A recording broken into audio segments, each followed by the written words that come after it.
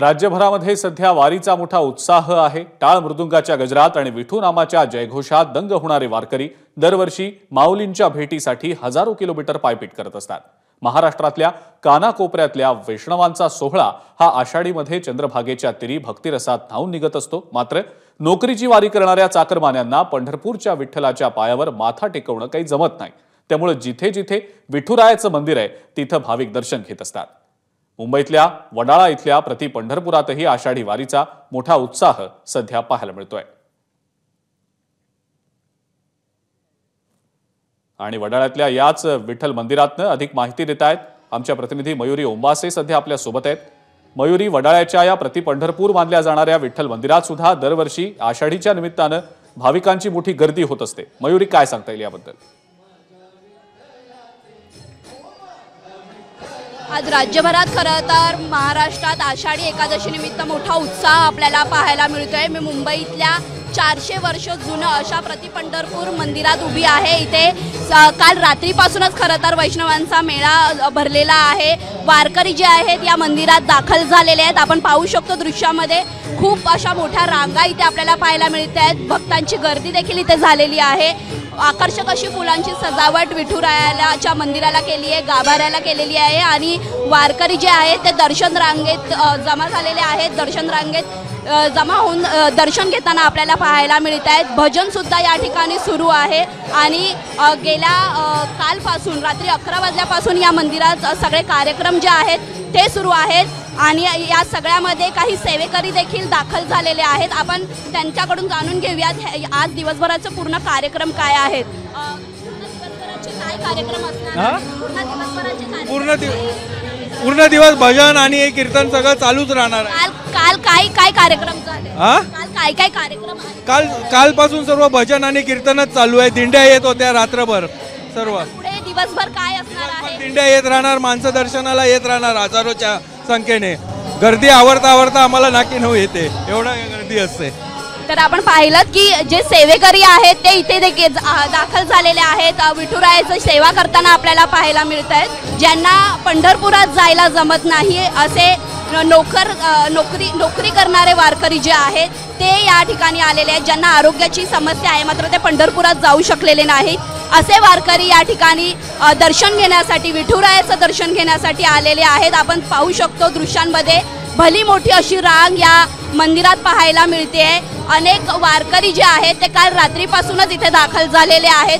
विठुरायाला आपल्या डोळ्यात सामावून घेण्यासाठी, दर्शन घेण्यासाठी ही भली मोठी रांग लागलेली आहे आणि विठुरायाचं दर्शन आज मुंबईत जिथं जिथं विठ्ठलाचं मंदिर आहे तिथं घेताना आपल्याला पाहायला मिळत आहेत। काही वारकरी आपल्या सोबत आहेत जे दर्शन रांगेत आहेत। आपण त्यांच्याशी जाणून घेऊया त्यांच्या आज काय नेमक्या भावना आहेत। कधीपासून रांगेत आहात? आम्ही रात्री आलो दिंडीहून, पंढरपुराहून? नाही कुर्ल्यावरून। चांगले आनंद वाटतोय दर्शन घ्यायला, मस्त छान वाटते। म्हणून इथे पंढरपूरच्या प्रति पंढरपूरला इथं आलो आम्ही घ्यायला। पाहतोय की पंढरपूरला जाता आलं नाही मात्र प्रति पंढरपूरला येऊन पंढरीचा जो अनुभव आहे, वारीचा अनुभव आहे जो आम्हाला इथे घेता आल्याची प्रतिक्रिया जे आहे त्या वारकरी महिलांनी दिलेली आपल्याला पाहायला मिळते। आणि या संपूर्ण मंदिरात 47 वर्षापासून जे वारकरी या मंदिराची सेवा करतायत असे हरिभक्त आपल्या सोबत जोडलेले आहेत। हरिभक्त महाडिक आपल्या सोबत आहे। आजच्या दिवसाचं महत्त्व त्यांच्याकडनं जाणून घेऊया। आजच्या दिवसाचं महत्त्व काय आहे? आजच्या दिवसाचा पर्वणी आहे भक्तांसाठी। आजच्या दिवसाचा महत्त्व त्याला तो भक्तांना सांगतो।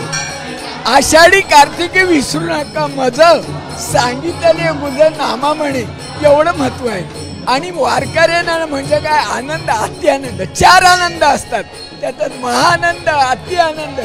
त्यांना पंढरपूरला जाता येत नाही अशांसाठी ही प्रति पंढरपूर आहे आणि 400 वर्ष जुनं हे मंदिर आहे। तेव्हापासून इथे प्रति पंढरपूर वारी जी आहे इथे साकारली जाते। ज्यांना पंढरपूर जात नव्हते, गिरणी कामगार, श्रमिक कामगार, ते रात्री 12 वाजता कामगार संघटना आणि व्यापारी संघटना एक झाल्या।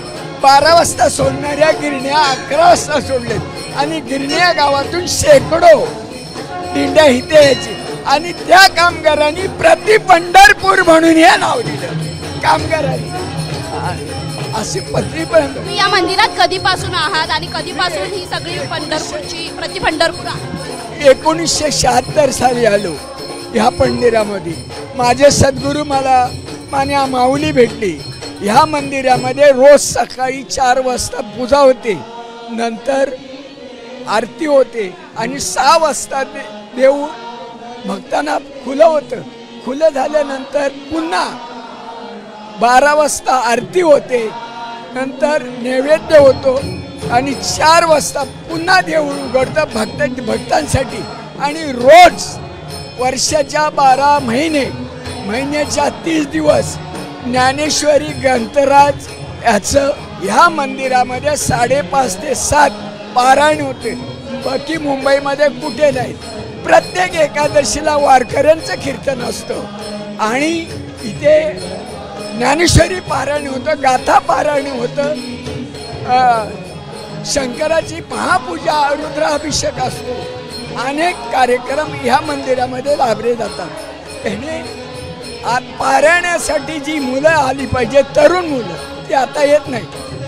मी तुम्हाला सर्वांना विनंती करतो, तुम्ही या मंदिरामध्ये या आणि माऊच्या पारायणाचा लाभ घ्या आणि आपलं जीवन सार्थक करा आणि आई वडिलांची सेवा करा. तर हरिभक्त महाडिक यांनी सांगितले की जी तरुण मुलांना अजूनही जे वारीचं वेळ लागलंय ते लागावं, त्यांनी यावं, दर्शन घ्यावं, अशी प्रतिक्रिया त्यांनी या ठिकाणी दिलेली आहे. आणि आपल्यासोबत अजून काही ज्या रांगेत महिला आहेत त्यांच्याकडनं देखील जाणून घेऊया की त्यांच्या आजच्या काय भावना आहेत. इथेच पंढरपूर आहे आमचा. खूप छान वाटतंय, मस्त वाटतंय. हा, चांगला आनंद झाले.